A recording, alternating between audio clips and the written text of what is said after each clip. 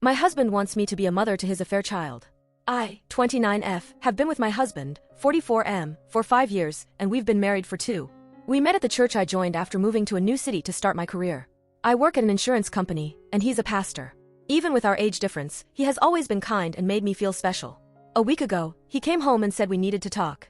He tearfully admitted to having an affair with a woman from our community, 34F, who was pregnant with twins. Sadly, she went into labor prematurely, and both she and one of the twins passed away. The surviving twin is currently in the NICU. He suggested that we turn my office into a nursery and set up a cot so we can share the caregiving duties. Feeling overwhelmed, I told him I needed time to think. He reminded me of our marriage vows and said that God had blessed us with this child, insisting that this was our challenge to face and that God never gives us more than we can handle. In my distress, I said something I regret, pointing out that it seemed God had given her more than she could handle since she had died. He slapped me and said I needed to serve my husband, claiming that God had chosen me to be this child's mother and that I needed to be humble and obedient. I just feel so strange. Yesterday I cried so hard I threw up. This woman died, yet I feel bad for myself. I feel so ugly. I wanted children and was saving for IVF because I am infertile, but now that I have a chance to have a child and I do not want it. I feel like I'd be robbing its mother's grave. I pray to God, but if I'm being honest, it's never felt like anyone was ever listening. I feel like I have truly seen my husband and he no longer looks kind, he looks his age and very tired. I want to abandon him and the child. I'm only 29. I can start over. I have a remote job. I can take a day off when he goes to the NICU. Pack my essentials and leave. Neither him nor the child deserve this, and although this is my circus, that is not my monkey. Comment 1. Love yourself and leave. OP responded. That's the hard part. I always have felt like I was never on anyone's radar and just their back burner. He made me feel special and loved, but this last week I feel like I've seen past that. Although I was old enough to decide to be in an age gap relationship, I feel like he had no business with being someone my age. I'm 29 now and I would feel wrong being with someone 24. I spent my whole life accepting second best, and now that the one person who put me first has now put me last, I feel like I just see it all now. I feel used. Comment 2. I'm a Christian and preacher's kid, he's full of shit. He made vows too. This is not your cross to bear. OP responded. I've kind of been thinking about that recently. I still love him because that doesn't leave overnight, as much as I want it to. This last week I've just been thinking about what it would look like when the baby comes home. The arguments we'd inevitably have in front of the child. The way he'll use the fear of God to make them behave, and I can't accept that. I was willing to accept that when it was just me, and I'm not sure why, but I just can no longer accept this behavior. More info on the affair as some of you requested.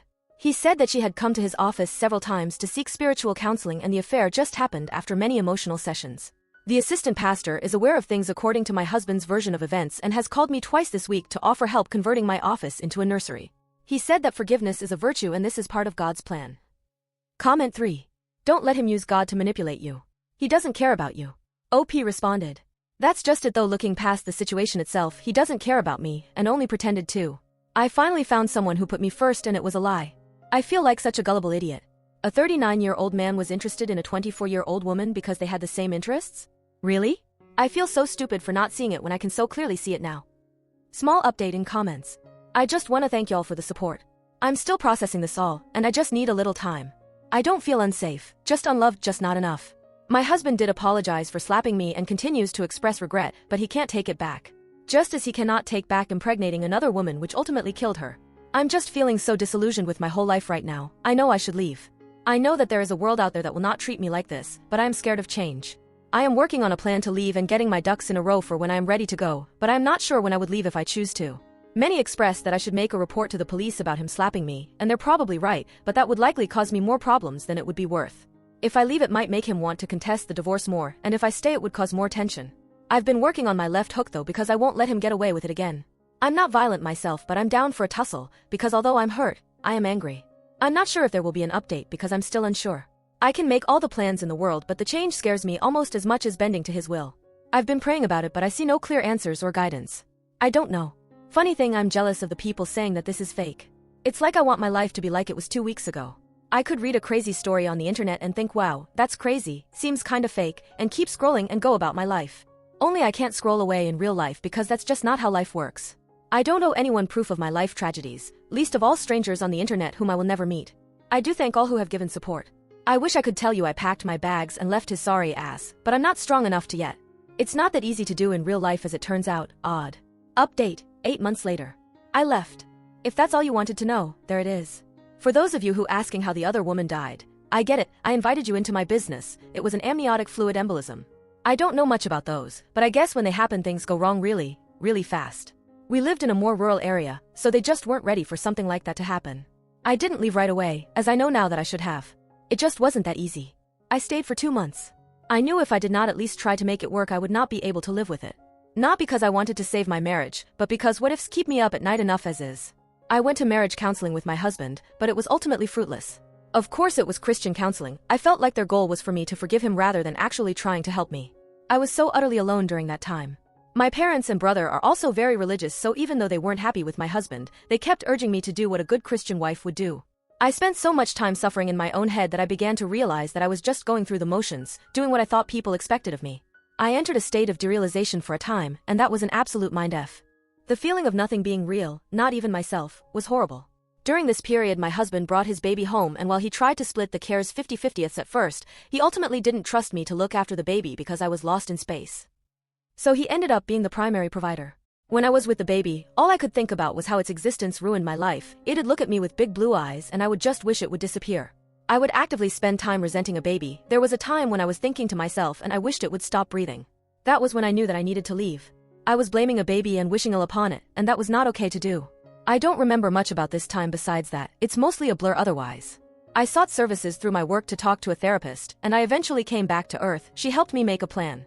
At no point did I fear my husband. I truly believe the slap was a one-off event. However, screw him, he doesn't deserve closure.